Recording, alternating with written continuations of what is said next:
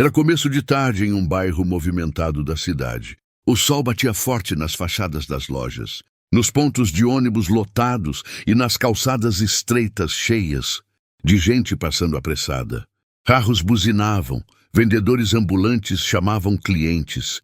Crianças saíam da escola com mochilas maiores do que elas. Mesmas, no meio daquela correria, uma mulher caminhava com passos firmes, mas claramente cansados. Ela carregava uma mochila simples nas costas, uma bolsa de tecido no ombro e uma sacola de supermercado na mão.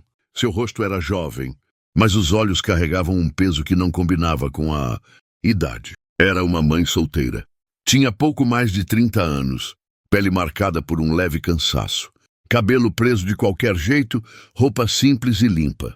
Nos braços invisíveis da rotina, equilibrava responsabilidades que muita gente não aguentaria. Por uma semana, naquela manhã, havia acordado antes do sol. Preparou o café, arrumou o uniforme do filho, revisou a mochila dele, conferiu o caderno de recados da escola, separou o dinheiro do passe de ônibus e ainda organizou os remédios da mãe idosa que morava com ela. Enquanto o filho tomava café sonolento, ela pensava em prazos, contas, mensagens do trabalho e uma pilha de tarefas que nunca parecia diminuir. Deixou o menino na escola com um beijo apressado e um sorriso cansado, torcendo para que ele tivesse um dia tranquilo. Depois, seguiu direto para o emprego. Trabalhava como auxiliar em um pequeno escritório de contabilidade. O salário não era alto, mas era o suficiente para manter aluguel simples, comida na mesa, transporte e o básico para o filho. O problema era que a vida nunca cobrava apenas o básico. Havia sempre algo extra, uma conta inesperada, um remédio caro, um material escolar que a escola avisava em cima da hora, uma consulta atrasada, uma lâmpada que queimava. Ainda assim ela seguia. Nunca parou. Naquele dia, o expediente tinha sido especialmente pesado. Relatórios acumulados, clientes impacientes, chefe exigente. Computador travando.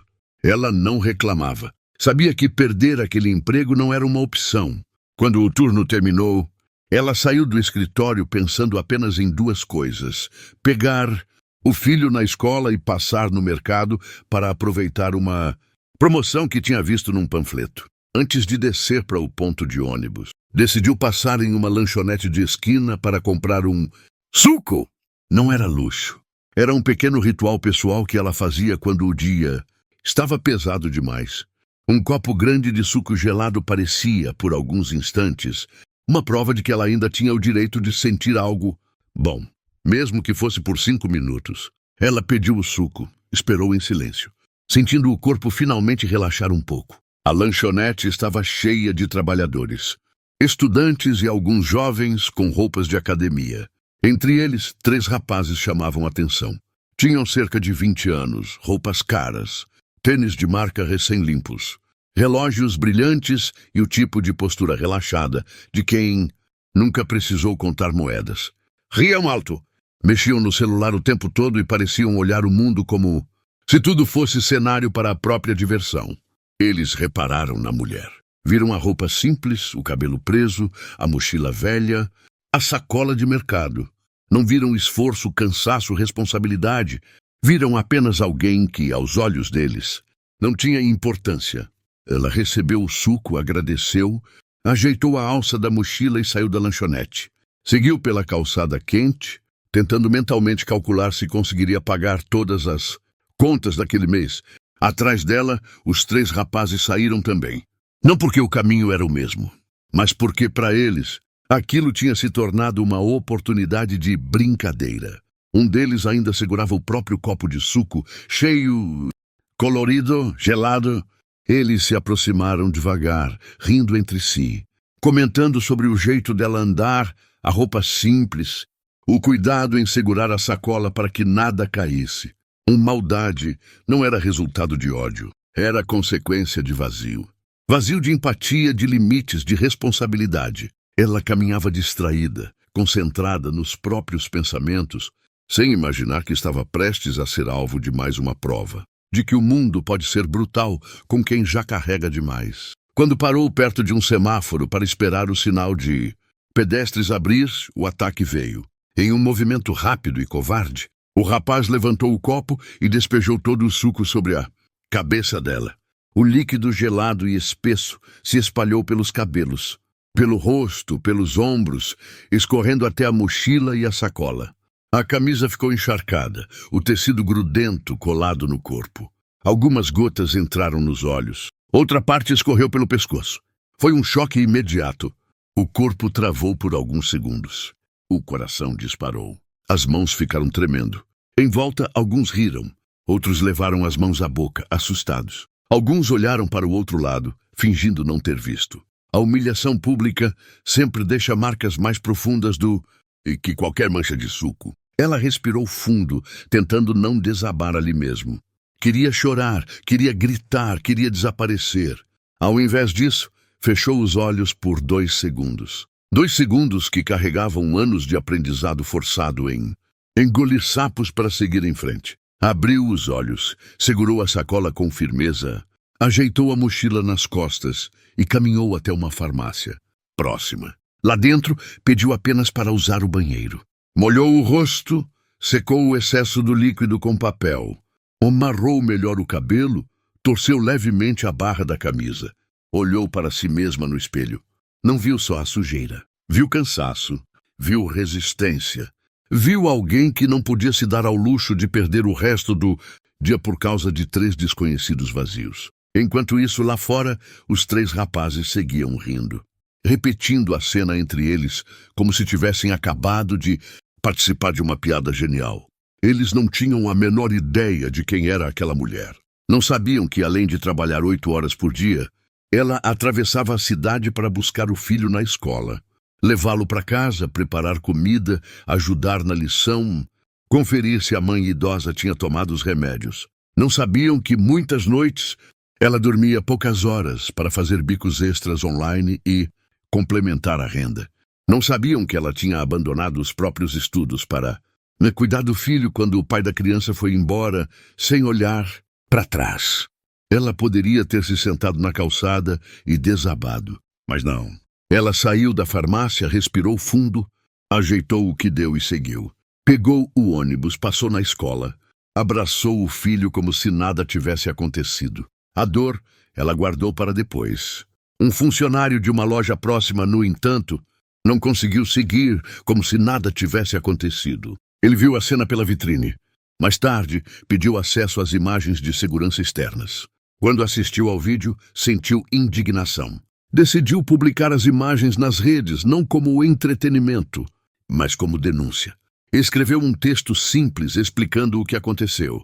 3 rapazes bem vestidos atacando uma mulher sozinha na rua, jogando suco nela e indo embora, como se fosse motivo de festa.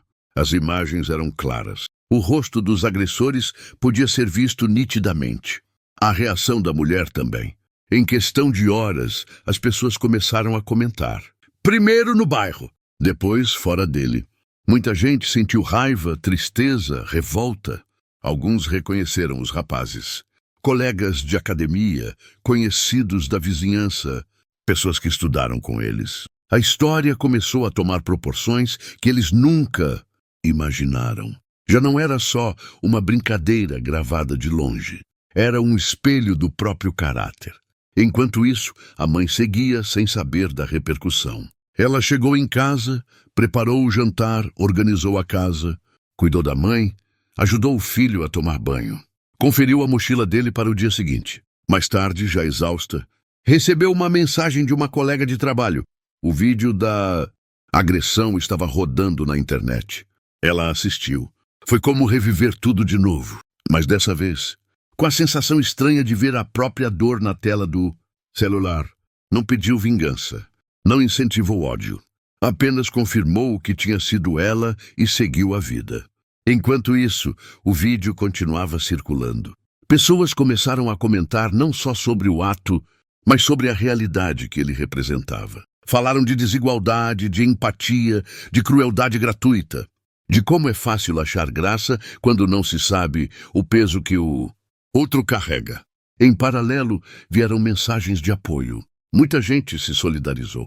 Alguns moradores da região se organizaram para ajudar, oferecendo roupas, alimentos, oportunidades, não para tratá-la como vítima eterna, mas para mostrar que havia, sim, gente disposta a equilibrar um pouco a balança.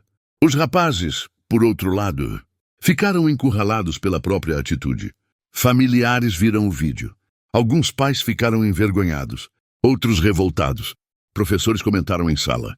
Empresas nas quais eles sonhavam em trabalhar se distanciaram ao ver a imagem associada ao comportamento deles. Pela primeira vez, sentiram o que era ter o nome vinculado não a algo admirável, mas a uma covardia. Pressionados, procuraram descobrir quem era a mulher do vídeo. Quando descobriram onde ela trabalhava, decidiram ir até lá. Chegaram sem celulares, sem risadas, sem copos na mão.